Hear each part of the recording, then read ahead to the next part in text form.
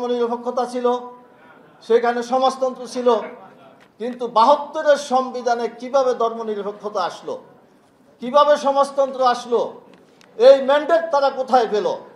তো এই জন্যই ৭২-এর সংবিধানের পরিবর্তন হওয়া প্রয়োজন। আজকে যারা ৭২-এর সংবিধান নিয়ে মায়া কান্না করেন, তারা আসলে দেশের জন্য মায়া কান্না নাই, তাদের হলো কিভাবে ক্ষমতায় যেতে হবে, এটাই হলো তাদের একমাত্র লক্ষ্য এবং উদ্দেশ্য। এই জন্য জুলাই সনদ বাস্তবায়ন করার জন্য অনতি বিলম্বে জুলাই সনদ বাস্তবায়ন আদেশ জারি করতে হবে এবং এর মাধ্যমে নভেম্বরের মধ্যে গণভোটের মাধ্যমে জুলাই সনদের চূড়ান্ত রূপ দিয়ে ফেব্রুয়ারি মাসে জাতীয় নির্বাচন অনুষ্ঠান করতে হবে। আন্দোলন মাত্র শুরু হয়েছে, তাই রাজপথের আন্দোলনে সবাইকে শরীক হতে হবে। আপনারা জানেন, জুলাই সনদে একটা ধারা আছে, সেটা হলো রাষ্ট্রের অডিটর জেনারেল নিয়োগ। এটা কারা দিবেন? জুলাই সনদে অধিকাংশ রাজনৈতিক দল ঐক্যমত পোষণ করেছে যে এটা একটা কমিটির মাধ্যমে অডিটর জেনারেল নিয়োগ দেওয়া হবে।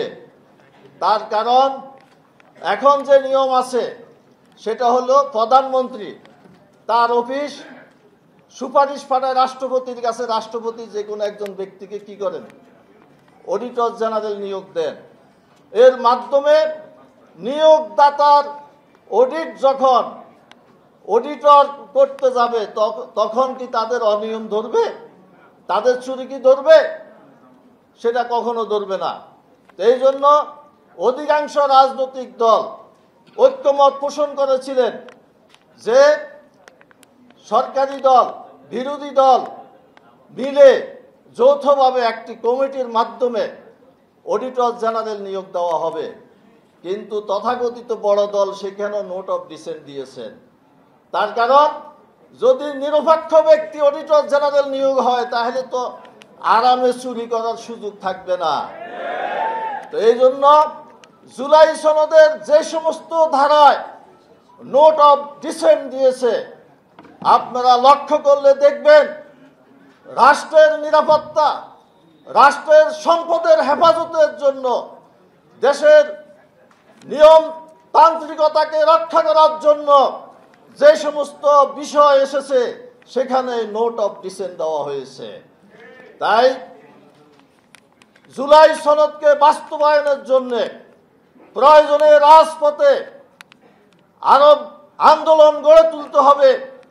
প্রয়োজনে জুলাই সনদ বাস্তবায়ন ছাড়া নির্বাচন যেন না হয় সেই ব্যবস্থা গ্রহণ করতে হবে। সেই কর্মসূচি আসবে, সেই কর্মসূচির জন্য সবাইকে তৈরি থাকার আহ্বান রেখে আমার বক্তব্য এখানে শেষ করছি। আল্লাহ হাফেজ। বাংলাদেশ জিন্দাবাদ।